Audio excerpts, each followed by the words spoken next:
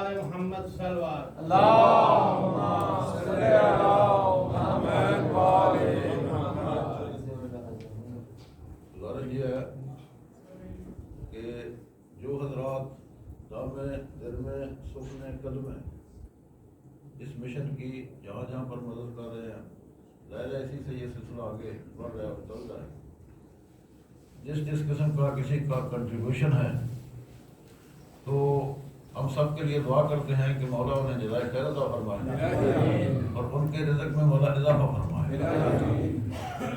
اور آپ سب کے مرحومین کی آپ سب کے لیے دعا کیا کریں، پھر اپنے لیے دعا کیا کریں کہ مولا جتنے مومنین مومنات اس دنیا سے جا چکے ہیں مولا ان کی مغفرت فرمائے، اور جو زندہ ہیں پوری کائنات میں انہیں پناہ اور محافظت میں رکھے، اور بالخصوص جو اس حسینیہ کے اندر لوگ شرکت کر رہے ہیں نیازوں کے ذریعے یا کسی بھی طریقے سے مولا ان کی توفیقات میں اضافہ فرمائے، ان کے مرحومین کی مغفرت فرمائے۔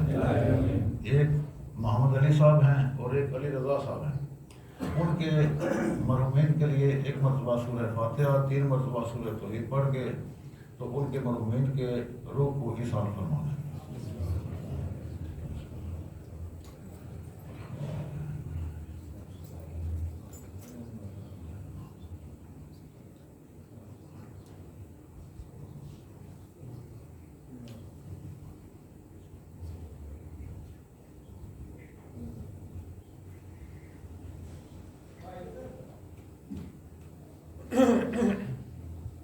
اللهم اغفرهم وارحمهم واشرهم على النبي ورحمة الطيبين الطاهرين۔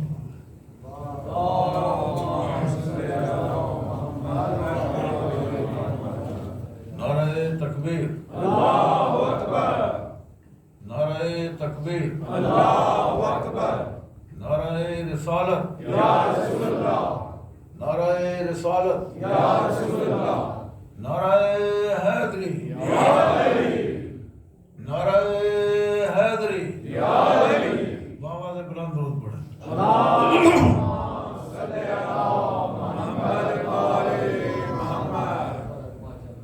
اعوذ باللہ من الشیطان اللعین الرجیم، بسم اللہ الرحمن الرحیم، الحمد للہ رب العالمین والصلاة والسلام علی سید الانبیاء والمرسلین خاتم النبیین سیدنا الممجد بشیرنا المسدد نذیرنا المعید المصطفى الامجد المحمود الاحمد ابی القاسم محمد اللہم صل علی محمد وآل محمد۔ وأهل بيت الطيبين الطاهرين المعصومين المظلومين الذين أذهب الله عنهم الرجس وطهرهم تطهيرا۔ اللہم صل علی محمد وآل محمد۔ أما بعد فقد قال الله سبحانه وتعالى في حديثه القدسي: كنت كنزا مخفيا فأحببت أن أعرف فخلقت الخلق لكي أعرف۔ صلوات بیدو۔ اللہم صل علی محمد وآل محمد۔ حضرات گرامی قدر اور میرے معزز اور محترم سامعین کرام، ماشاءاللہ بڑے خوبصورت انداز سے آپ سماعت کرتے ہیں اور چیزوں کو سمجھنے کی کوشش کرتے ہیں۔ جیسا کہ آپ جانتے ہیں کہ یہ منبر حسینی علم کا منبر ہے، اور یہاں چھوٹے سے بچے سے لے کر تو بزرگ آدمی تک یہیں سے علم کی ترسیل ہوتی ہے۔ سارا علوم جو ہیں وہ یہیں سے پہنچتے ہیں، اور یہ اور پاک اور پاکیزہ رہنے والوں سے محبت رکھتا ہے، توبہ کرنے والوں سے، پاک اور پاکیزہ رہنے والوں سے اللہ محبت کرتا ہے۔ اچھا، ایک قانون ہے جو شریعت نے دیا، اس کے مطابق اگر آپ پاک نہیں ہوتے تو آپ 7 سمندروں میں نہا لیں، آپ پاکیزہ نہیں ہو سکتے۔ میں آپ کو بات بتاؤں، میں ممبر سے کہہ رہا ہوں، یہاں پتہ ہے کہ کوئی ایسی ویسی بندہ بات نہیں کر سکتا، بڑا جرم اور گناہ ہے ایسی بات کرنا۔ میں جہاں رہتا ہوں بڑا عرصہ گزر گیا یہ یاد کراتے کراتے وضو غسل وضو غسل وضو غسل۔ ایک بندے نے کہا جب آپ شروع کرتے ہیں وضو غسل کی بات کرتے ہیں، جب بات کرتے ہیں یہی بات کرتے ہیں، تو میں نے کہا اگر آپ کا ٹھیک ہو گیا تو میں آگے شروع ہو جاتا ہوں۔ اسی شخص کو لندن میں جانے کا موقع ملا تو اس نے وہاں یوتھ دیکھی اور بات چیت ان کے ساتھ ہوئی، تو اس نے مجھے وہاں سے فون کیا، اس نے کہا کہ آپ بالکل ٹھیک کرتے ہیں، بہت ساری ایسی یوتھ ہے جس کو کوئی پتہ نہیں ہے، مثلاً آپ کے بچے ہیں، جوان بچے، ان کی فقہی ضروریات ہیں بہت سارے جو آپ سے شیئر نہیں کر سکتے، بیٹیاں ماں سے شیئر نہیں کر سکتی، تو وہ علم وہ بیچارے کہاں سے حاصل کریں؟ آپ رہتے ہیں یورپ کے اندر، مدرسہ یہاں ہے کوئی نہیں، فرشتہ کو آئے گا نہیں اوپر سے کیا کہ کہیں بیٹھا ہے تو میں آپ کو بتا دیتا ہوں، نہ کوئی گولی ملتی ہے کہ فقہ کی گولی کھا لیں یا ٹھیک ہو گیا، عقیدے کی کھا لیں یہ ٹھیک ہو گیا، اخلاق کی کھا لیں اخلاق ٹھیک ہو گیا۔ میں آپ کو ایک بات بتاؤں اور میں یہ قسم کھا کے آپ کو بات کہہ رہا ہوں کہ موت کے بعد نا، میں پہلے آپ کو ایک مثال دوں پھر آپ کو بات سمجھ میں ہے کہاوت لیکن بڑی حقیقی کہاوت ہے۔ کہاوت یوں ہے کہ ایک بڑی مچھلی نے جو بزرگ مچھلی تھی ایک چھوٹی مچھلی کو نصیحت کی، اس نے کہا کہ میری بات سنو، میں ہوں تجربہ کار، میں ابھی مجلس شروع کرنے والا ہوں، آپ گھبرائے نہیں، آپ فکر نہ کریں میں مجلس پڑھوں گا، ہاں جی۔ بڑی مچھلی نے چھوٹی مچھلی سے کہا کہ میں ہوں تجربہ کار، تو میں آپ کو ایک نصیحت کر رہی ہوں، ایک وصیت کر رہی ہوں، اس پر عمل کرو۔ اس نے کہا کیا ہے وہ؟ اس نے کہا وہ یہ ہے کہ اگر گوشت کا ٹکڑا اس طرح پانی کے اندر لہرا رہا ہو اس کے قریب نہیں جانا۔ اس نے کہا کیوں؟ اس نے کہا میں آپ کو بتاتی ہوں، بظاہر وہ گوشت نظر آ رہا ہوگا، اس کے اندر ایک لوہے کی سوئی ہوگی، وہ تجھے نظر نہیں آئے گی، جب تو اس کو کھائے گی تو وہ تیرے گلے کے اندر پھنس جائے گی، تو کوشش بھی کرے گی وہ نہیں نکلے گی، حتیٰ کہ ایسا ہوگا کہ جو باہر بیٹھا ہوا بندہ آہستہ آہستہ کھینچے گا، جب تجھے دیکھے گا وہ بڑا خوش ہو جائے گا۔ اس کے بعد آپ کو وہ کیا کرے گا؟ آپ کی کھال اتارے گا، کھال اتارنے کے بعد آپ کا گوشت بنائے گا، گوشت بنانے کے بعد گرم تیل کے اندر تجھے بھونے گا، اس کے بعد تجھے کھا جائے گا، کھانے کے بعد تو اس کے معدے میں چلی جائے گا، معدے کے بعد فضلہ بن جائے گی، نہ تیرا نام نہ نشان نہ کوئی چیز باقی نہیں رہے گی۔ وہ چھوٹی مچھلی تھی، ادھر ادھر گھومتی رہی پھرتی رہی گھومتی رہی، اس نے کہا کوئی بڑی مچھلی کہتی تھی بڑا، تو میں نے تو اتنا عرصہ گزارا ہے تو کوئی اس قسم کا معاملہ نہیں ہے، 2-2.5 کلو کی ہو گئی وہ مچھلی۔ اس نے دیکھا کہ ایک دن نا وہ گوشت کا ٹکڑا لٹک رہا تھا، تو 2 سال گزار چکی تھی، اس نے کہا کہ وہ ایسے ہی باتیں کرتی تھی، کوئی بات نہیں ایسے، میں کھاتی پیتی رہوں، دوڑی جناب اس نے جا کے تو ایسے مارا اس کو، مارتے گئی جناب اس کو، پہلے وہ سوئی چپ گئی، گوشت نہیں وہ کھا سکی، شکار جو ہوتا ہے نا بیچارہ گوشت نہیں کھا سکتا، تو سوئی چپ گئی۔ اب جناب اس نے بڑی مچھلی کی اس کو بات یاد آنے لگی وہ پچھتانے، تو اب پچھتانا کام نہیں آتا تھا، پچھتانے سے کچھ نہیں ہوتا تھا، اس کی وہ بات یاد آئی اور بڑی تڑپی کہ میں نے اس کی وصیت پر عمل نہیں کیا، سارا کچھ وہی ہوا جو اس نے بتلایا تھا، ظاہر ہے اس نے نکال کے بڑا خوش ہوا، وہ بڑی اچھی مچھلی ہے، اس کے بعد اس کا گوشت بنایا اور کھا پی گیا۔ میں آپ کو بات بتاؤں، ہم ہیں زندہ،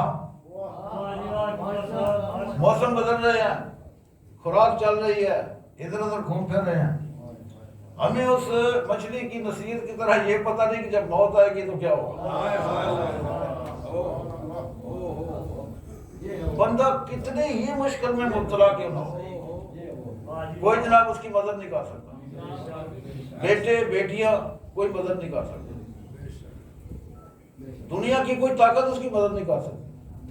جب بندہ پڑا ہوا ہے، اس کے پر موت طاری ہو گئی ہے یا اس کو مصیبت آ گئی ہے، کوئی جناب ڈاکٹر بھی کہہ دیتے ہیں جناب آپ دعا کریں، اب اس سے آگے ہم کچھ نہیں کر سکتے۔ قبر بہت مشکل ہے، میں آپ کی خدمت میں عرض کروں، اس کا انتظام آپ نے یہی کرنا ہے، جنت بھی یہی بنانی ہے، دوزخ بھی یہی بنانی ہے۔ اس کے لیے جناب میں آج آپ کو ایک نسخہ دے رہا ہوں، اس پر آج سے عمل شروع کریں۔ تقریر یہ ختم ہوگی، اب دوسری شروع ہو رہی ہے۔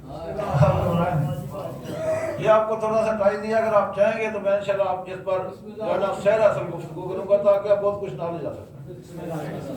اس کا ریزن میں آپ کو بتا دیتا ہوں کہ بچے جو ہے نا ینگ مین، یہ شرم کی وجہ سے پوچھتے نہیں ہیں، ان بیچاروں کو پتہ کوئی نہیں ہے، حتیٰ کہ نجاست دور کرنا یہ تو بڑی ضروری چیز ہے نا، تو ان کو کوئی علم نہیں ہے کہ غسل کیسے کرنا ہے، وضو کیسے کرنا ہے، یہ مسائل کا کوئی پتہ نہیں۔ لازمی طور پر میں ایران کے اندر دعا میں نے دیکھا ہے، بندے سرے عام مسئلہ پوچھتے ہیں، وہ کہتے ہیں جی شرم میں شرم نہیں ہے، مسئلے میں حیا نہیں ہے۔ خواتین اپنے مسئلے پوچھ رہی ہوتی ہیں، وہ کہتے ہیں کہ ہمیں اللہ نے ایسے پیدا کیا ہے، تو مسائل تو ہم نے پوچھنے ہیں، مسائل نہیں پوچھے گی تو ہمیں کیسا پتہ چلے گا کہ یہ کیسے ہے یہ کیسے ہے۔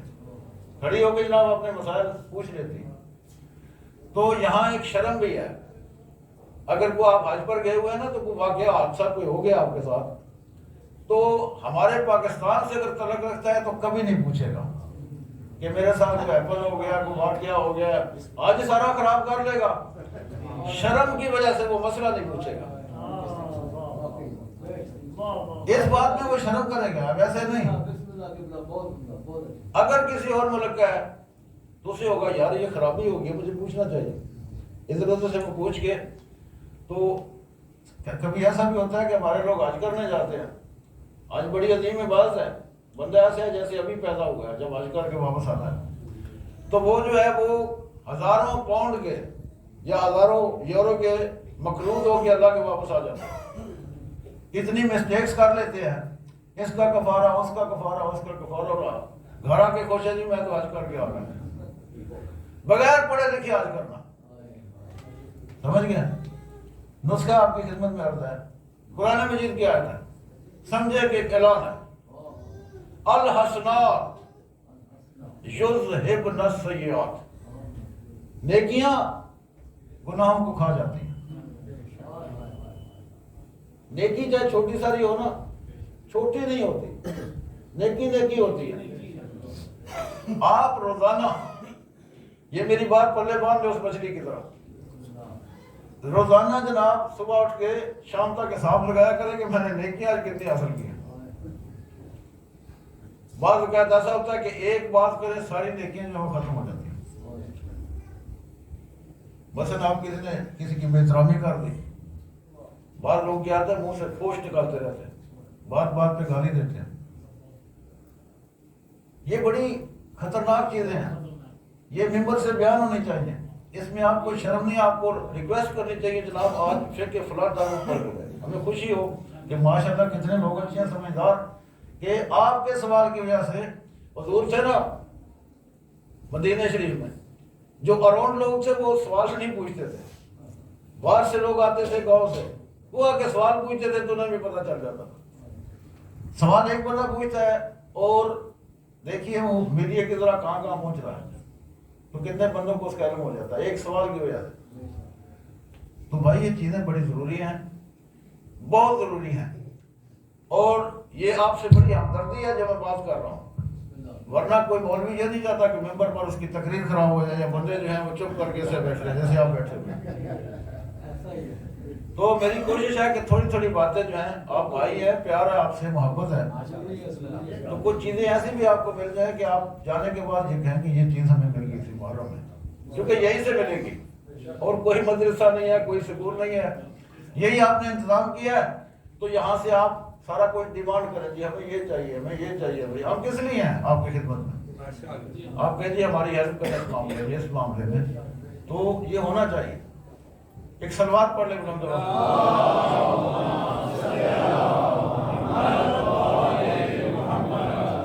ناراض تو نہیں ہے؟ نسخہ کیا بتایا؟ الحسنات یذہبن السیئات، نیکیاں گناہوں کو کھا جاتی ہیں۔ نیکی کریں، بہت ساری نیکیاں ہیں، کچھ نیکیاں زبانی، کچھ ورد ہیں ایسے۔ ہمارے یہاں ایسا کامل اور اکمل ایک چیز ہے جو کسی کے پاس نہیں ہے،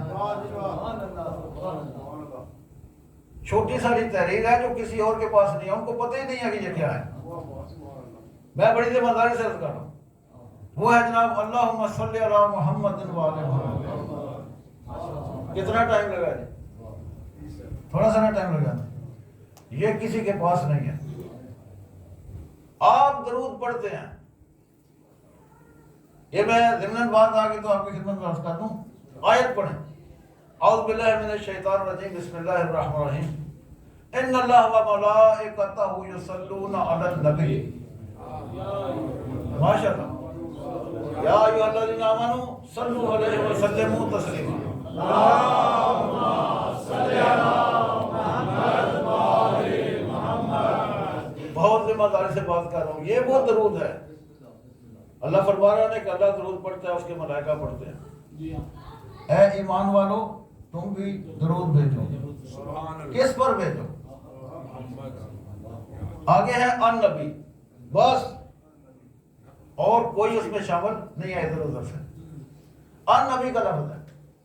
میں ممبر سے کہہ رہا ہوں، اعلان کر کے کہہ رہا ہوں کہ آدم سے لے کر عیسیٰ تک کوئی نبی بھی اس درود میں شامل نہیں ہے، اور کسی کی تو گنجائش ہی نہیں ہے نا۔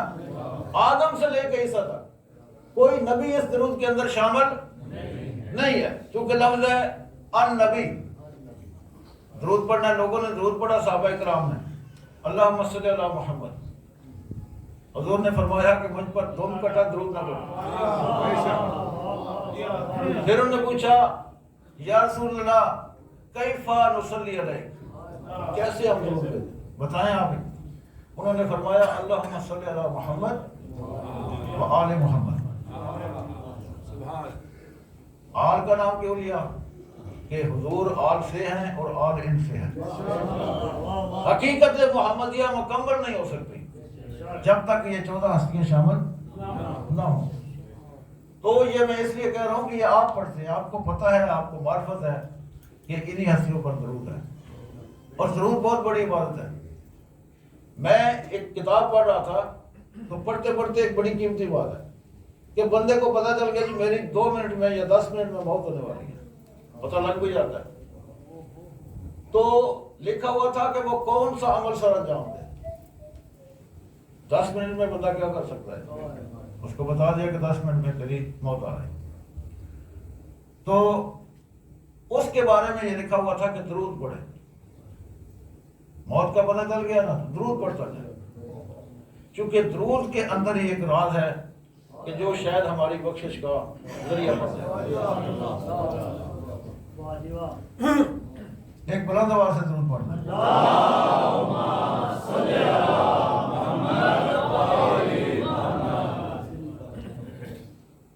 اب جناب میں آپ کے سامنے مجلس پڑھنے لگا ہوں، ایک نعرہ سنا ہے مجلس والا،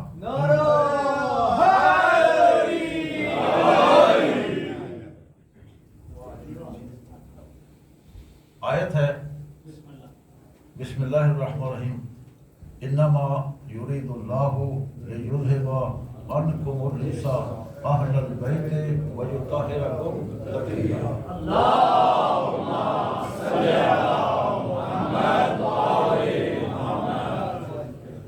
یہ جو آیت ہے نا قرآن مجید کی، یہ وہ آیت ہے جو اہل بیت علیہ الصلوۃ والسلام کی عصمت اور طہارت پر دلالت کرتی ہے۔ بہت سارے معصوم ہیں، کوئی بندہ گنتی کرنا چاہے تو نہیں کر سکتا، اس کی وجہ یہ ہے کہ گنتی آپ کیسے کریں گے؟ اللہ کے ملائکہ سارے جو ہیں معصوم ہیں، تو آپ کو کیا پتا کہ کتنے ملائکہ ہیں؟ ملائکہ سب کے سب معصوم ہیں، انبیاء سارے معصوم ہیں، لیکن اللہ نے اس کائنات کے اندر جو سب سے بڑی عصمت ہے جس کا نام ہے عصمت کبریٰ، وہ ان 14 ہستیوں کو عطا فرمائی۔ اتنی بڑی عصمت کسی کے پاس نہیں ہے، سب سے بڑی ان کے پاس عصمت ہے۔ عصمت کبریٰ میں ایک جملے میں اپنے لفظوں میں آپ کو سمجھاتا ہوں۔ اللہ اکبر کیا مطلب ہے اس کا؟ اچھا، اس بارے میں بھی بڑا اختلاف ہے، سب نے یہی کر لیا کہ کس سے بڑا ہے اللہ؟ پتا تو سبحان اللہ، سبحان اللہ، بڑا ہے کس سے بڑا ہے؟ یہ تو ہماری ہے، یہ مکان اس سے بڑا ہے، یہ مکان اس سے بڑا ہے۔ اللہ کے لیے تو یہ زیب ہی نہیں دیتا۔ یہ جو ترجمہ لوگوں کو سمجھایا گیا یہ ترجمہ غلط ہے جی۔ اللہ صاحب سے بڑا ہے، بھائی کس صاحب کون صاحب ہے جن سے اللہ بڑا ہے جی؟ اللہ وہ ہے جس کی کوئی توصیف کر ہی نہیں سکتا۔ اکبر کا یہ مطلب ہے، اس کی توصیف جو ہے ممکن نہیں ہے کسی سے۔ اچھا، اللہ ہے اکبر، اور اس نے مخلوق میں جو اکبر ہستیاں پیدا کی ہیں وہ چہارتا معصومین ہے، نہ ان سے بڑا کوئی ہے نہ ان سے بڑا کوئی پاک ہے، یہ سب سے زیادہ پاک ہے۔ توجہ فرمائیں آپ حضرات۔ اچھا، جو حدیث کتاب پڑھتے ہیں نا، آپ تو پڑھتے ہیں بس جیسے ڈیوٹی ہوتی ہے لی اور اس کو پڑھ دیا۔ حدیث کتاب کے اندر علم اور معرفت کا ایک سمندر ہے۔ توجہ فرمائیں آپ حضرات، بہت عظیم حدیث ہے یہ، جس کو حدیث کتاب کہتے ہیں۔ وہ نبی کہ جو بغیر وحی کے جس کی زبان نطق نہیں کرتی، وہ اس حدیث کے بارے میں ارشاد فرما رہے ہیں، والذی بعثنی بالحق نبیّا، زبان جس کی بغیر وحی کی حرکت نہیں کرتی وہ قسم کھا رہا ہے، دو قسمیں کھائیں گے۔ قسم ہے اس ذات کی کہ جس نے مجھے حق کے ساتھ نبی بنایا ہے، والذی، اور وہ ذات کہ جس نے مجھے لوگوں کی نجات کے لیے مصطفیٰ بنایا ہے، وصطفانی برسالت نجیہ۔ یہ توجہ سے سننا، ما ذکر ھذا، یہ حدیث، جو اس حدیث کو پڑھے، محفل من محافل الارض، جو دنیا کے اندر محفلیں ہوتی ہیں، کسی محفل کے اندر جو اس حدیث کا تذکرہ کرے، الا ونزلت علیہم الرحمہ، جب تک وہ پڑھتا رہے اللہ کی رحمت اس پر نازل ہوتی رہتی ہے، وحفت بہم الملائکہ، اور اللہ کے ملائکہ اسے گھیرے میں لیے رکھتے ہیں۔ حدیث کے ساتھ معمولی چیز نہیں، معرفت ہونی چاہیے۔ جب آپ پڑھ رہے ہیں تو کیا ہوتا ہے؟ اللہ اپنی رحمت آپ پر کرتا ہے، ملائکہ آپ کے پہلوؤں کے اندر بیٹھے ہوتے ہیں۔ تو کیوں آتے ہیں ملائکہ؟ کیا کرنے آتے ہیں؟ وَاسْتَغْفَرَتْ لَهُمْ، وہ بیٹھ کے نا ان کے لیے دعا کر رہے ہوتے ہیں کہ یا اللہ نے بخش دے، یا اللہ نے معاف کر دے، یا اللہ نے معاف کر دے۔ نقطہ اس میں یہ ہے کہ حدیث کے ساتھ آپ بار بار پڑھتے ہیں تو فرشتے بار بار آتے ہیں، فرشتوں کی کمی نہیں ہے اللہ کے پاس۔ جہاں آپ حدیث کے ساتھ پڑھیں وہیں فرشتے آ جاتے ہیں، آپ کے پیروں میں بیٹھ جاتے ہیں، بیٹھ کر آپ کے لیے دعائیں مغفرت کرتے ہیں کہ یا اللہ ان کو معاف کر دے، یا اللہ ان کو معاف کر دے۔ نقطہ اس میں یہ ہے کہ ان کو بھیجتا کون ہے؟ آٹومیٹک آ جاتے ہیں یا اللہ ان کو خود بھیجتا ہے؟ بڑی توجہ، اللہ بھیجتا ہے تو آتے ہیں، یہ تو حکم کے بندے ہیں، ملائکہ حکم کے بندے ہیں، اللہ بھیجتا ہے تو آتے ہیں، جہاں آپ حدیث کے ساتھ پڑھیں وہیں پر وہ چلے جاتے ہیں آپ کے پیروں میں اور جا کر آپ کے لیے مغفرت کی دعا مانگتے ہیں۔ اچھا، جو اللہ ملائکہ کو خود بھیجتا ہے، ملائکہ ہے معصوم، اور معصوم اپنا ہاتھ اٹھا لیتے ہیں، دعا کرتے ہیں کہ یا اللہ انہیں معاف فرما دے، یا اللہ انہیں معاف فرما دے، یا اللہ انہیں معاف کر دے۔ تو وہ اللہ خود ملائکہ بھیج کر دعا منگوا کر کیا معاف نہیں کرے گا؟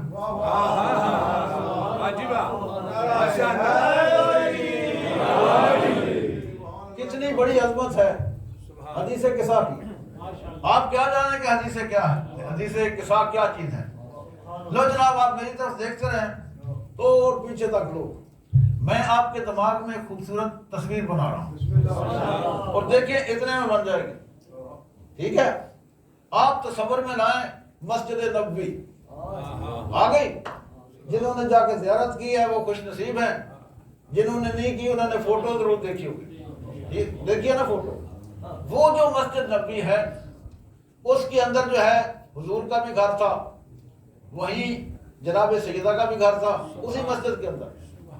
حضور اپنے گھر سے اٹھتے ہیں، میلوں کا سفر نہیں کیا، ادھر سے اٹھے ہیں تھوڑا سا چلے ہیں تو اگلے گھر آ گئے، بیٹی کے گھر آ گئے، اور بیٹی کے گھر آ کے حضور چادر مانگ رہے ہیں، چادر مانگ رہے ہیں. بیٹی سے کہہ رہے ہیں کہ انی اجد فی بدنی ضعفا، بیٹی میرے بدن میں ضعف ہے تو آپ مجھے اپنی چادر دیں. اہل بیت بھی عجیب علاج کرتے ہیں، حسنین بیمار ہوتے ہیں روزے رکھ لیتے ہیں اور پوری سورہ دہر آ جاتی ہے. امیر المومنین جنگ خیبر میں آپ کو یاد ہے کہ ان کی آشوب چشم ہے، وہ آتے ہیں تو حضور تھوڑا سا لعاب دہن لگا دیتے ہیں، وہ ٹھیک ہو جاتے ہیں. حضور آپ ذوق محسوس کر رہے ہیں تو بیٹی سے چادر مانگ رہے ہیں. میں بہت بڑا فلسفہ آپ کے سامنے کھولنے لگا ہوں. یہ تقریر مکمل ہو نہ ہو کل انشاءاللہ ہو جائے گی، میں تو 10 دن آپ کی خدمت میں ہوں. یہ چادر کا کیا فلسفہ ہے جی کہ چادر سے شفا مل سکتی ہے؟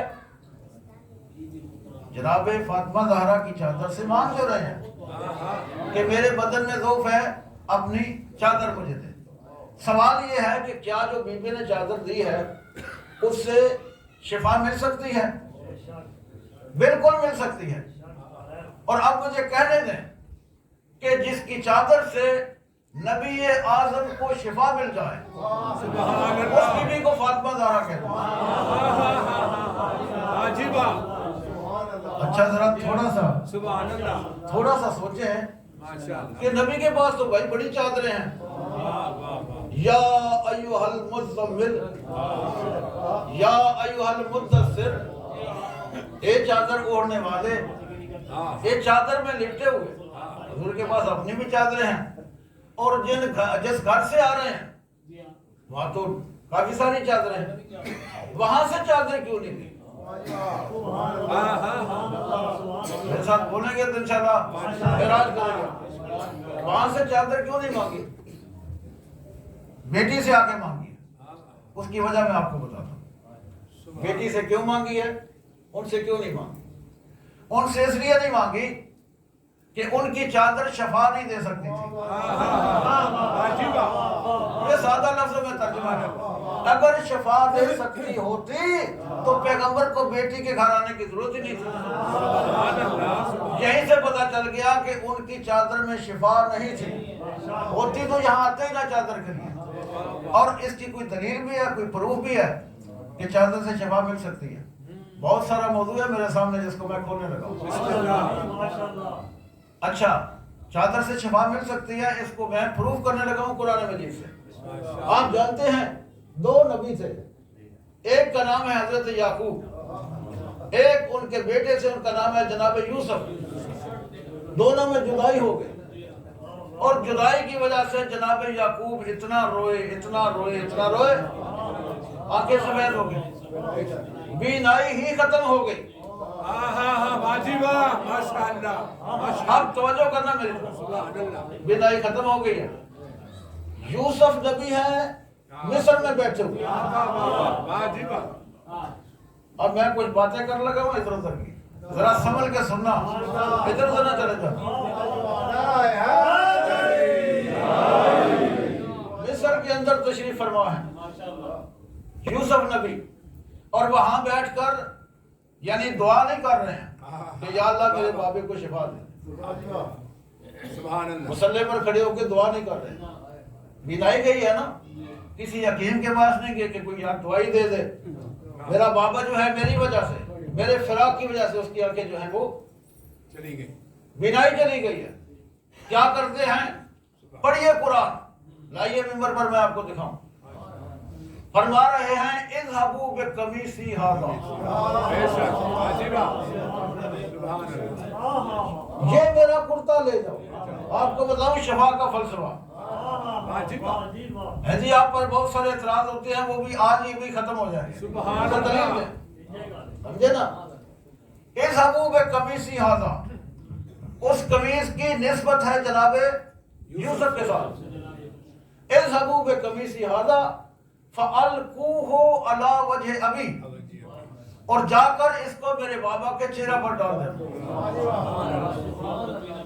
ساتھ یہ بتا رہے ہیں یأتِ بصیرا, آپ ڈالیں گے تو بینائی واپس آ جائے گی. یہیں تک بات رہتی نا. تو یہ جو حجتی لوگ ہیں وہ کہتے ہیں جی کمیونٹی بھیجی تھی, پتہ نہیں پھر وہ کیا ہوا تھا. اتنی آیت ختم ہو جاتی نا, آگے کچھ نہ ہوتا. تو لوگ سوچ سکتے تھے جی قمیص تو آئی تھی, بڑی بڑی باتیں لوگ عجیب و غریب سوچتے ہیں, لیکن پتہ نہیں شفا ملی کی نہیں ملی تھی. اللہ نے اس کو ضروری سمجھا. اگلی آیت کو قرآن مجید میں نوٹ کرنا, لکھوانا, تاکہ یہ قیامت تک باقی رہے. یہ جو قصے کہانی ہے نا قرآن مجید کے اندر, اللہ نے اس لیے نہیں قصے سنائے کہ کتاب موٹی ہو جائے. سبحان اللہ. ان سے ہدایت حاصل کی جاتی ہے. فلما جاء بشیر, یہ دوسری آیت ہے. فلما جاء بشیر, جب وہ خوشخبری دینے والا آ گیا. القاہ علی وجہہ, تو وہ کرتا جو تھا جناب یعقوب کے چہرے پر ڈال دیا. ادھر کرتے کا ڈالنا تھا. فرتد بصیرا, فوراً بینائی واپس آ گئی. سبحان اللہ. سبحان اللہ.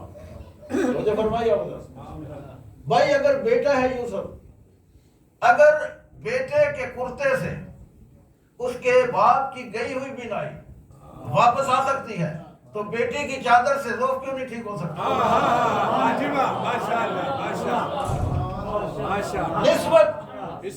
نسبت سمجھے. یہ آپ بناتے ہیں نا شبیہ, لکڑی لیتے ہیں, کہیں بانس لے لیا, کپڑا بازار سے لے لیا, اس کے اوپر جناب علم بنا کے لگا دیا, خود ہی لے کے آتے ہیں نا, اور منسوب کر دیتے ہیں. جب اس کی نسبت ہو جائے,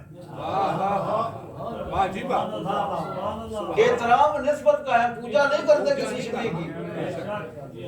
ہم پجاری نہیں ہیں, ہمارے مذہب کے آپ کیا جانے, ہمارے جتنا توحید پرست دنیا میں کوئی نہیں ہے. سمجھ گئے؟ آپ کو کیا پتا کہ توحید کیا ہے؟ بتاؤں گا, ایک دن میں عرض کروں گا. بسم اللہ. اچھا, یہ جو ہم احترام کرتے ہیں شبیہوں کا, نسبت کی وجہ سے کرتے ہیں. توجہ فرمائیے. آپ میں آپ کو مثالیں دیتا ہوں. آپ گئے جناب منڈی پر, بکروں کو دھکے لگ رہے تھے, وہ ادھر بکرا, وہ ادھر, آپ جناب لے لیا ایک بکرا, آپ گھر لے آئے. ابھی اس کا احترام ضروری نہیں ہے.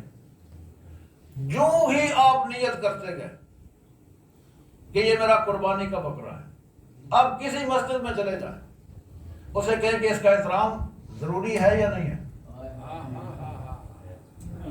آپ جناب اس کا نہیں, اس کے پٹے کا بھی احترام ضروری ہے.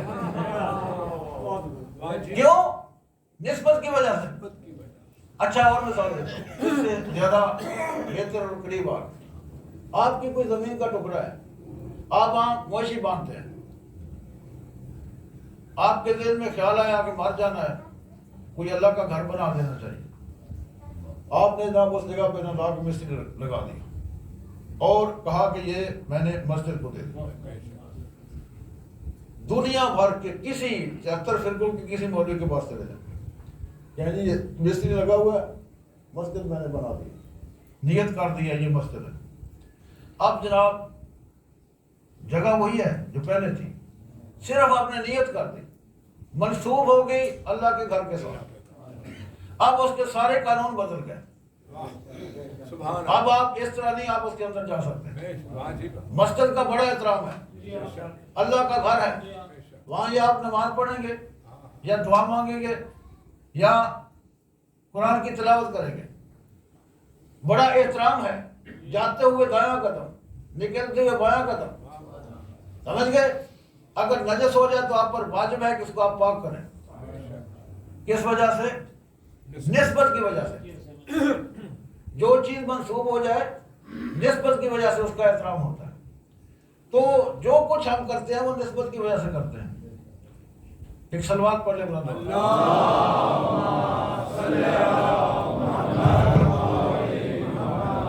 ایک اور صلوات پڑھے.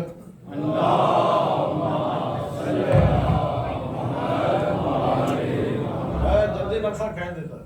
مسجد آگے دے میں بسم اللہ. مسجد نبی. حضور ایک گھر سے نکلے ہیں دوسرے میں آ گئے. بیٹی سے آ کے چادر مانگی ہے کہ بیٹی میں اپنے بدن میں ذوق محسوس کر رہا ہوں, آپ مجھے اپنی چادر دے دیں. بیٹی نے جناب چادر دے دی. حضور نے چادر کو اوڑھ لیا. ایسے نہیں اوڑھا جس طرح آپ اوڑھ کے بیٹھے ہو یا میں اوڑھ کے بیٹھا ہوں. اوپر لے اوپر ڈال کے نا چادر تو بیٹھ گیا سین کے اندر.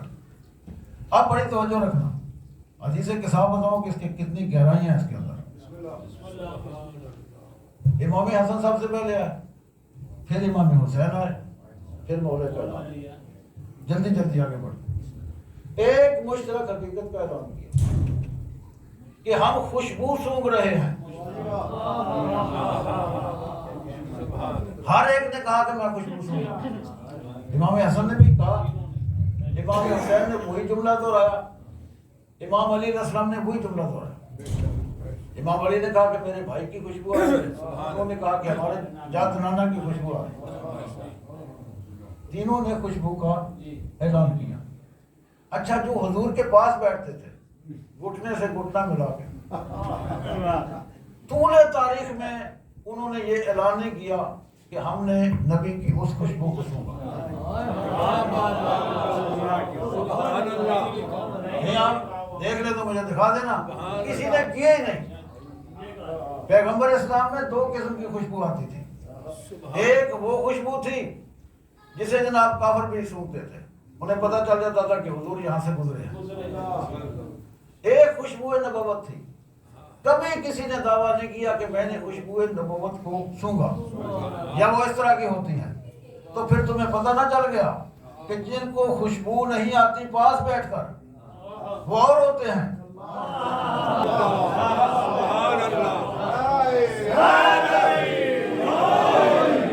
کوئی اور کہے اس کی کوئی ویلیو نہیں ہے. یہ وہ کہہ رہا ہے جس کی زبان وہی کے علاوہ نطق نہیں کرتی. پتہ نہیں کیوں کہہ رہے تھے حضور یا شافیہ امتی, کیوں کہہ رہے تھے کہ شاید مسلمان پہچانے, پہچانا کریں گے شفاعت. ایک دن میں بتاؤں گا کہ امام حسین علیہ السلام کی شفاعت جو ہے وہ کیا ہے, میں عرض کروں گا آپ کی خدمت میں. بہرحال ان کو اس لقب سے پکارا.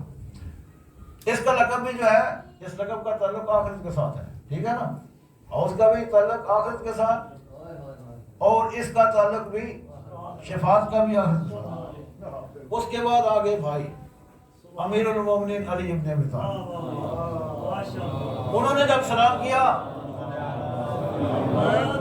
جواب دیا حضور نے چادر کے اندر سے, وعلیک السلام یا اخی ووصیی وخلیفتی وصاحب لوائی. اس لواء کا تعلق بھی قیامت کے ساتھ. توجہ فرمایا یا صاحبہ لوائی, میرا بھی آپ پر سلام ہو, اے میرے بھائی, اے میرے وسیع, اے میرے جانشین, اے میرے خلیفہ, اور اے میرے علم بردار, اے لوائے حمد کا جھنڈا اٹھانے والے. اس کے بعد آ گئی بیٹی, ٹھیک ہے نا جی. ٹاپک میرے پاس بہت بڑا تھا, میں نے بیٹھتے ہی جو ہے وہ چھوٹ گیا, چونکہ ٹائم جو تھا نا اس کے حساب سے میں دیکھ رہا تھا کہ وہ نہیں ہو پائے گا, اور درمیان میں رہ گیا تو پھر وہ سمجھ نہیں آئے گی، پھر دوبارہ کل شروع کرو تو پھر کام خراب ہو جائے گا۔ اس لیے کہ ہم نے آگے چلنا ہے، واپس نہیں جانا۔ ہمارے پاس دن تھوڑے ہیں، بہت کچھ آپ کی خدمت میں عرض کرنا ہے۔ یہ ہے جو آیت تطہیر ہے نا، اس کے بارے میں دوسرے لوگوں کا کیا نظریہ ہے پتہ ہے نا کہ بلا وہ کہتے ہیں جی حقیقی اہل بیت تو حضور کی ازواج ہیں، اور یہ آیت جو ہے ان کی شان میں نازل ہوئی۔ میں اصل میں وہ سیاق و سباق آپ کے سامنے پڑھنا چاہتا تھا قرآن رکھ کے، تاکہ آپ کو پتہ چلے کہ وہ سیاق و سباق کسی نے آج تک آپ کو سنایا نہیں۔ میں چاہتا تھا کہ وہ سیاق و سباق آپ کو سناؤں تاکہ آپ کو پتہ چلے کہ کیسے ہو سکتا ہے یہ ہمارے بچے کی بھی پکاریں گے کہ کیسے ہو سکتا ہے، سوال کریں گے کہ کیسے، سمجھ گئے نا؟ تو بہرحال وہ تو ایسا گیا، اور اس طرف سے ہے وہ میں ابھی سوال کروں گا، کچھ چیزیں آپ کے ذہن میں ڈالوں گا تو انشاءاللہ آپ کو سمجھ آئے گا۔ اس کے بعد جناب بیٹی آئی تو ایک لقب سے پکارا، وعلیک السلام یا بنتی و یا بذاتی، یہ میری بیٹی اور ایک میرا ٹکڑا۔ آگے جی سارے آ گئے، چادر ہے ایک ایک کر کے جناب سارے اس کے اندر داخل ہو گئے۔ حضور ہے جناب اوپر چادر لی گئی، بن گئی تصویر۔ دونوں لاڑ اس جو تھی نا چادر اس کے ایک ہاتھ میں پکڑے، بائیں میں، دایاں ہاتھ بلند کی۔ اب جناب یہ سننے والی بات ہے، اللہم انا ہؤلاء اہل بیتی وخاصتی وحامتی لحمہم لحمی ودمہم دمی یؤلمنی ما یؤلمہم ویحزننی ما یحزنہم انا حرب لمن حاربہ۔ مجھے واپس آنے میں ٹائم تھوڑا ہے۔ پالنے والے یہ ہیں میرے اہل بیت۔ ایک ہاتھ میں تو ہے نا لڑ پکڑے ہوئے، ایک ہاتھ کا اشارہ کر کے کہہ رہے ہیں کہ پالنے والے یہ ہیں میرے اہل بیت۔ اچھا مانگ رہے ہیں حضور دعا بھی نہیں آئی، ابھی تقریر کر رہے ہیں، پالنے والے یہ ہیں میرے اہل بیت، یہ دعا تو نہیں ہے نا، یہ انفارمیشن ہے۔ پالنے والے یہ ہیں میرے اہل بیت، یہ ہے میرے خاص الخاص لوگ، یہ ہے میرے حمایت کا۔ اچھا جس لحمہم لحمی، ان کا گوشت میرا گوشت، ودمہم دمی، ان کا خون میرا خون۔ یہاں روک کے ایک بات سنو کہ کیا بیوی کا گوشت بھی شوہر کا گوشت ہوتا ہے؟ کیا بیوی کا خون بھی شوہر کا خون ہوتا ہے؟ اہل بیت وہ ہوتے ہیں کہ جن کا خون نبی کا خون ہوتا ہے، ان کا گوشت نبی کا گوشت ہوتا ہے۔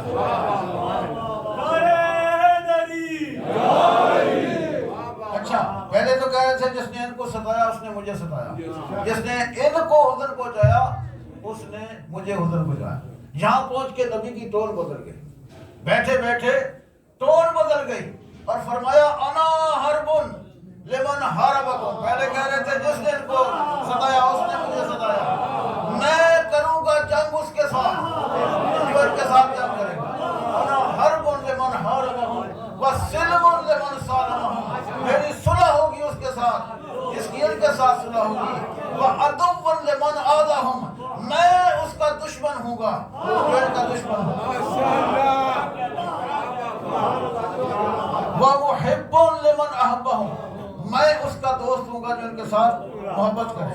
اب جناب جملہ ہے انہم منی وانا منہم، یہ سب کے سب مجھ سے ہیں میں ان سے ہوں۔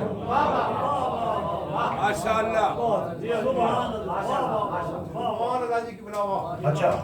وہ چونکہ وہ پارٹ سنا ہی نہیں آپ نے، ویسے میں چلو ایک ویسے جملہ آپ کو دے دیتا ہوں، کام آئے گا۔ اہل بیت جس کو مرضی ہے بنا لیں، وہ تو ٹاپا کی نہیں نا چہرہ۔ انشاءاللہ موقع ملے گا تو ضرور میں وہ سیاق و سباق آپ کو سناؤں گا، وہ بڑا انفارمیشنل ہے، وہ سنیں گے تو آپ کو بڑا لطف آئے گا۔ اچھا آپ چاہے جس کو مرضی اہل بیت بنا لیں، لیکن ایک بات یاد رکھیں کہ اہل بیت ایک دوسرے کے ساتھ لڑ نہیں سکتے۔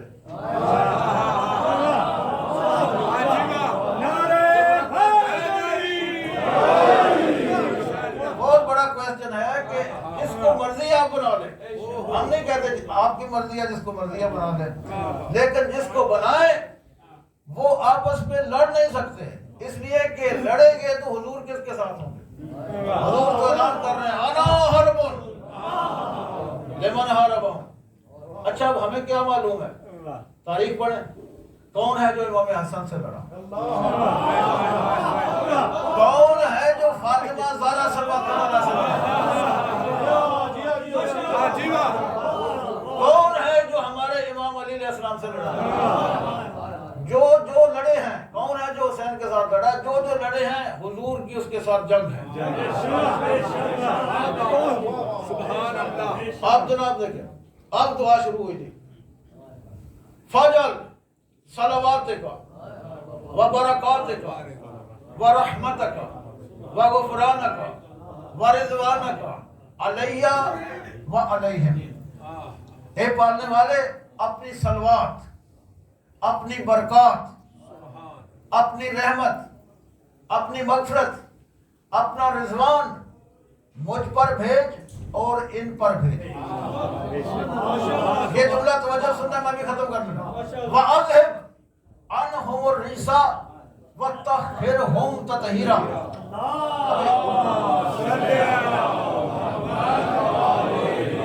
یہ بات سمجھے پہلے، یہ میں سمجھانے کے لیے پڑھ رہا ہوں۔ وَأَذْهِبْ، تو ان سے دور رکھ ہر قسم کے ریس کو، وَطَهِّرْهُمْ، اور تو انہیں پاک اور پاکیزہ رکھ، جس طرح کے پاک اور پاکیزہ رکھنے کا حق ہے۔ اچھا، اس کے آگے بڑی خوبصورت مناظر ہیں جو میں چھوڑ کے تو میں وہاں جا رہا ہوں کہ جہاں جبریل آ جاتے ہیں دعا کا جواب لے کر۔ جواب بتلانے لگا کہ دعا کا جواب کیا ہے۔ جبریل امین آ گئے، درمیان سے میں نے چھوڑ دیا ہے، آپ کے ذہن میں، آپ کے تو بچوں کو بھی یاد ہے ماشاءاللہ۔ جبریل آئے اور انہوں نے باہر کھڑے ہو کے سلام کیا، اجازت مانگی، کہا کہ اللہ نے مجھے اجازت دے دی ہے، اب آپ بھی اجازت دیں کہ میں اندر آؤں۔ اندر آ کے تو کہتے ہیں قد اوحا الیکم انما یرید اللہ لیذھب عنکم الرجس اہل البیت ویطہرکم تطہیرا۔ حضور کی دعا پھر ذہن میں لائیں تاکہ میں اس کا ترجمہ کروں، یہ آپس میں میچ کریں کہ حضور نے کیا مانگا ہے اور اللہ نے ان کو فوراً کیا دیا ہے۔ حضور دعا مانگ رہے ہیں کیا کہ یا اللہ تو ہر قسم کے رجس کو ان سے دور رکھ اور انہیں پاک اور پاکیزہ رکھ، جس طرح کے پاک اور پاکیزہ رکھنے کا حق ہے۔ اب جناب آیت پڑھیں، جو آیت آئی انما یرید اللہ لیذھب عنکم الرجس اہل البیت ویطہرکم تطہیرا۔ ترجمہ سنیں، انما کلمہ حصر ہے، صرف اور صرف، بس اور بس اللہ کا یہ ارادہ ہے۔ اب دیکھیں حضور کی دعا لفظ بے لفظ کس طرح اللہ نے قبول کیا۔ بس اللہ کا یہ ارادہ ہے، انما یرید اللہ لیذھب عنکم الرجس، یعنی اہل بیت کی ذمہ داری نہیں ہے، اللہ خود اپنے ذمہ لے رہا ہے۔ عنکم الرجس اہل البیت، کہ اللہ ہر قسم کے رجس کو آپ سے دور رکھے۔ اگر آپ کو شکایت ہے نا جی وہ فلاں نہیں آتے فلاں نہیں آتے، رجس ان کے قریب آ نہیں سکتا۔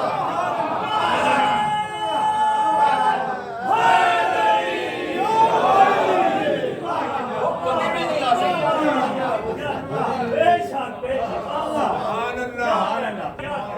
یہ دعا دیکھیں اور آیت دیکھیں، ملائیں کو۔ وہ مانگ رہے ہیں کہ تو دور رکھ ہر قسم کے رزق کو ان سے۔ اللہ یہاں کیا کہہ رہا ہے کہ اللہ کا یہ ارادہ ہے۔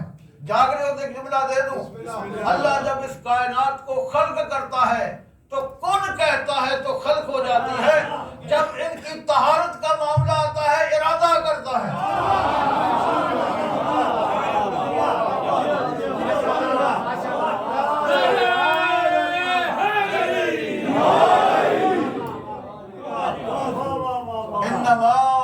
کلمہ حسن ہے، بس اور بس، صرف اور صرف یرید اللہ، اللہ کا یہ ارادہ ہے، لیذھب عنکم الرجس، کہ آپ سے ہر قسم کے رزق کو دور رکھے اور آپ کو پاک اور پاکیزہ رکھے جیسے پاک اور پاکیزہ رکھنے کا حق ہے۔ ایک سلوات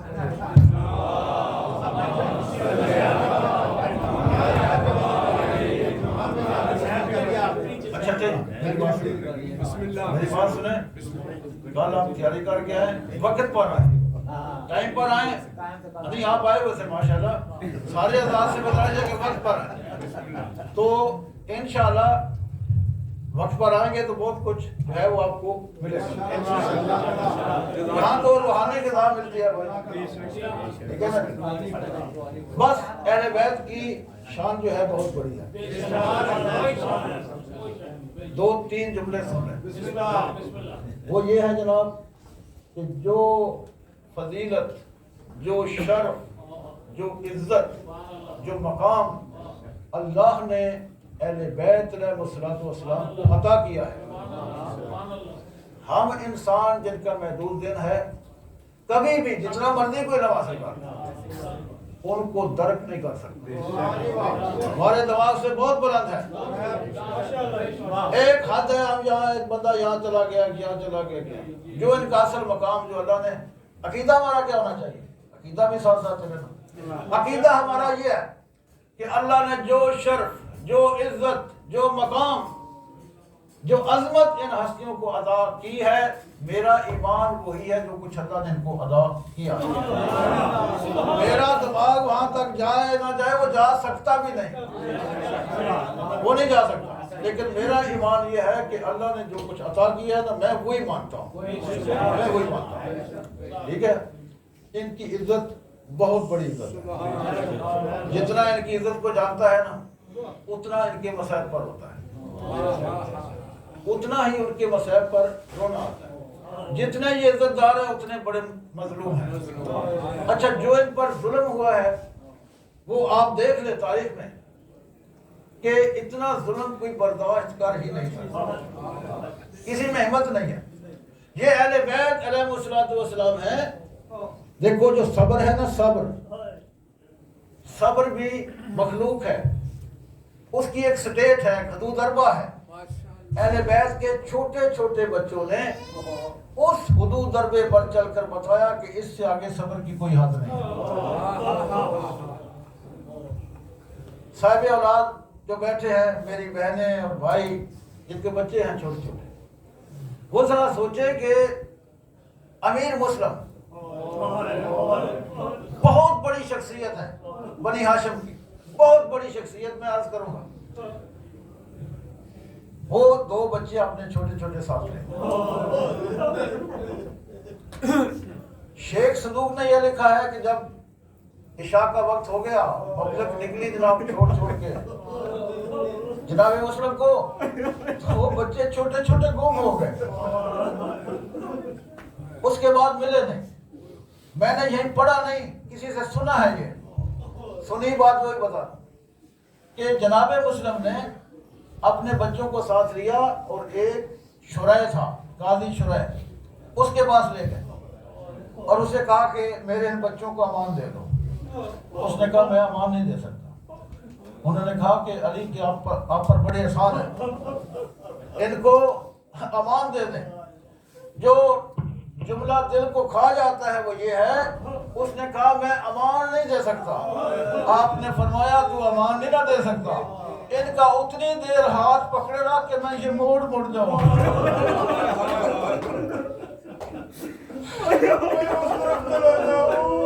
کوئی اس طرح بچوں کو چھوڑ کے جاتا ہے، عزاداروں چھوٹے چھوٹے بچے ہیں، رات کی تاریکی ہے، دروازے سب کے بند ہیں، جائیں تو کہاں جائیں، چھوٹے چھوٹے شہزادے ہیں، کبھی اس بازار، کبھی اس بازار، کبھی اس بازار، باپ شہید ہو چکا وہ ہے نہیں تو بچے کہاں جائیں، عزاداروں چلتے چلتے بالآخر لکھا ہے کتابوں میں کہ ایک درخت تھا، اس کے اوپر چڑھے، لوگ دشمن تھے، ان کے لوگ دشمن تھے، اپنا تعارف نہیں کرواتے تھے، ڈرتے تھے کہ اگر ہم نے بتلا دیا کہ مسلم کے بچے ہیں تو کوئی ہمیں مار دے گا، تو ایک درخت پر چڑھے ہوئے تھے، تو آئی حارث کی بیوی آئی جو کہتے ہیں مومنہ تھی، اس نے پانی میں اس کی شکل دیکھی اور ان کو نیچے بلایا، پوچھا آپ کون ہیں، تو انہوں نے کہا ہم مسلم کے یتیم ہیں، وہ مومنہ تھی، ان کو گھر لے گئی، انہیں کھلایا پلایا، اور اس کے بعد جانتی تھی نے اس کا شوہر جو ہے بڑا ملعون ہے، ایک کمرے کے اندر ان کو بٹھا دیا، اور بعض روایتیں ہیں کہ ان کو تالا لگا دیا باہر سے تاکہ اس کو پتہ نہ چلے. وہ تھکا ہوا وہ سارا دن تلاش کرتا رہا. انعام کا اعلان کیا تھا نا ابن زیاد نے. تلاش کرتا رہا. شام کو گھر آیا تو رات کو دونوں شہزادوں نے خواب دیکھا. خواب دونوں کا ایک تھا. ایک نے دوسرے کو بتایا کہ بابا ہمیں لینے آئے تھے. دوسرے نے کہا کہ مجھے بھی یہی خواب آیا ہے کہ بابا ہمیں لینے کے لیے آئے ہیں. اس کے بعد دونوں شہزادے ایک دوسرے کی گلے میں باہیں ڈال کے رونے لگے. عزاداروں آواز جب باہر آئی اس ملعون نے کہا کہ بچوں کے رونے کی آواز آ رہی ہے. اس نوجوان نے کہا کہیں آس پاس ہوں گے بچے. اس نے کہا کہ نہیں ہمارے گھر سے آواز آ رہی ہے. اس نے سارے کمرے جو ہیں وہ تلاش کرنے شروع کیے. کہتے ہیں کمرے کو تالا لگا ہوا تھا. اس نے اس تالے کو توڑا. جب اندر گیا تو اندھیرا تھا. اس نے لائٹ جلائی. عزاداروں جب اس کو بچے نظر آئے نا تو پوچھا کہ کون ہو.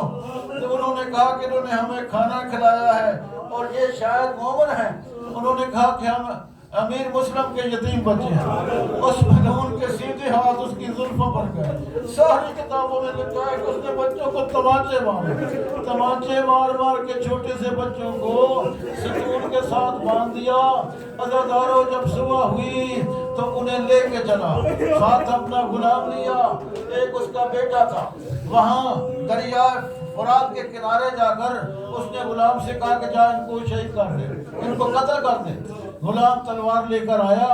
بچوں نے اس کی طرف دیکھا تو کہا تیری شکل ہمیں بلال کی طرح لگتی ہے. انہوں نے کہا کہ آپ بلال کو کیسے جانتے ہیں؟ انہوں نے کہا کہ ہم علی کے نواسے ہیں. کیوں نہیں جانتے ہم؟ تو اس نے وہ تلوار پھینک کے تو دریا میں کود گیا. یہ روایت کے اندر لکھا ہوا ہے. اس نے اپنے بیٹے کو بھیجا. بیٹا جو تھا وہ تو پہلے ہی بھاگ گیا. اس نے کہا کہ میں یہ ظلم نہیں کر سکتا. یہ اہل بیت کے بچے ہیں, میں ان پر ظلم نہیں کر سکتا. اس کے بعد وہ ملعون آیا. اس نے تلوار لہرائی اور بچوں نے کہا کہ تو ایسا کر, تو پیسے چاہتا ہے نا, ہمیں کہیں بیچ دے, تجھے پیسے مل جائیں گے. اس نے کہا کہ نہیں, میں آپ کے سر کاٹنا چاہتا ہوں. بچوں نے کہا ہمیں 2 رکعت نماز پڑھنے دیں. جناب مسلم نے بھی یہی کہا تھا کہ مجھے 2 رکعت نماز پڑھ لینے دیں. بچے کہہ رہے ہیں 2 رکعت نماز پڑھ لینے دیں. اس نے کہا تمہیں کوئی فائدہ نہیں ملے گا, تم پڑھو 2 رکعت نماز. انہوں نے کہا کہ ہم وضو کرنا چاہتے ہیں. اس نے کہا کہ آپ وضو نہیں کر سکتے, آپ تیمم کر لیں. تیمم کر کے 2 رکعت نماز پڑھی. بس آخری جملے ہیں. عزاداروں جب نماز پڑھ چکے تو اس نے کہا کہ کرتے اتارو. بڑے نے کرتا اتار دیا. چھوٹا رونے لگا. کہا کہ تم کیوں رو رہے ہو؟ اس نے کہا میرا تو ماں کرتا اتارتی تھی, مجھے معلوم نہیں کرتا کیسے اتارا جاتا ہے. عزاداروں اس ملعون نے تلوار ماری. دونوں کے سر قلم کیے اور سر لے کر ابن زیاد کے دربار میں چلا گیا.